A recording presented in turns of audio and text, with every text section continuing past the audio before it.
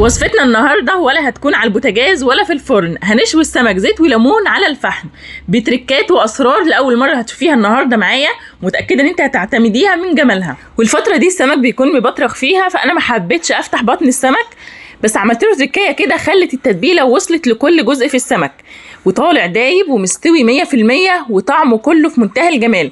حطي لايك للفيديو وصلي على النبي في الكومنتات وتعالي بينا نشوف المقادير وطريقه التحضير. معايا هنا 3 سمكيات من البلطي. هنبتدي اول خطوه نقشر السمك، يعني نشيل القشور اللي على الظهر. سهله جدا الطريقه وبسيطه. بتجيبي السمكيه كده وبتبتدي تجيبي سكينه وتكحتي فيها تطلعي كل القشره اللي في السمكه. تقدري تعملي الوصفه دي باي نوع سمك متوفر عندك. تقدري كمان لو مش بتحبي تعملي الخطوه دي تخلي الراجل ينضف لك السمك، يعني لو انت مش عايزه تفتحي بطنه هتقولي لي بس قشرهولي وخلاص كده. طبعا بنكحته كويس جدا وبعدين بنعمل البطن بالشكل اللي شايفاه ده والحته دي كمان والراس. المهم ان انت تنضفيه كويس جدا. الطريقه سهله جدا جدا، لكن التريكات اللي هتشوفيها هتأثر معاكي في الوصفه وهتديكي نتيجه هايله.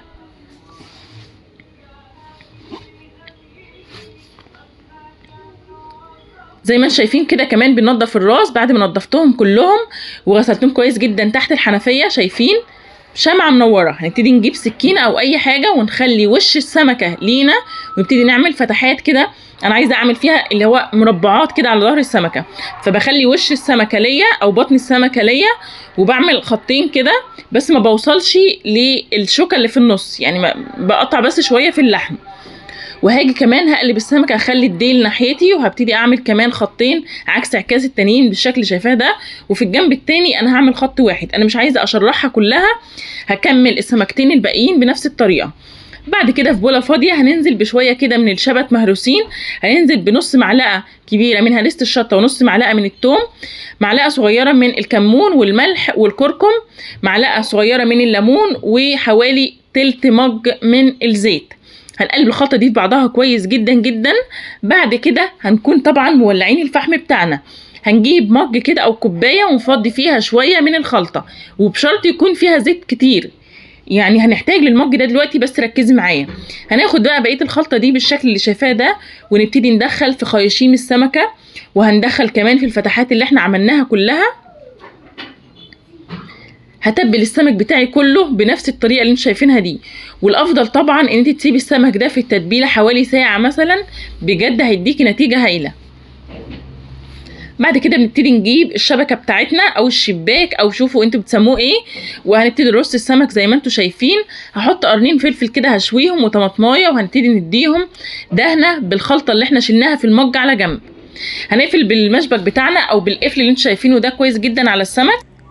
بعد كده هنروح نحطه على الشوايه الجميله بتاعتنا بعد ما نكون متاكدين ان الفحم بتاعنا ولع كويس. يعني لو انتم ملاحظين فلونه احمر تحت اهو، يعني ولع كويس جدا. من وقت للتاني هنبتدي ندهن السمك بتاعنا بالخلطه اللي احنا سبناها في المج على جنب دي بالفرشه بالشكل اللي شايفينه ده.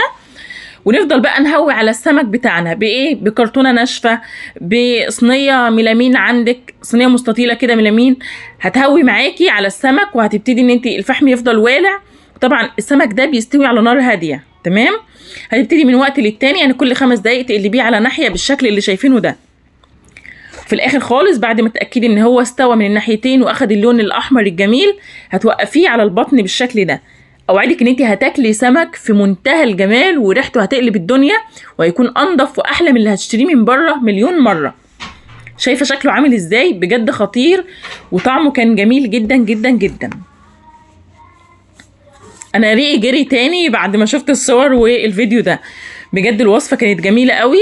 طبعا تعملي معاه شويه رز صياديه او رز ابيض زي ما تحبي وسلطه خضراء، بجد الاكله بتكون في منتهى الجمال. شايفين بقى الذوبان مستوي ما فيهوش يعني سوري دم ولا اي حاجه، مستوي تماما. حتى البطن كمان طالما بتوقفيه على بطنه كده شويه في الاخر تاكدي ان انت هتاكلي سمك متميز.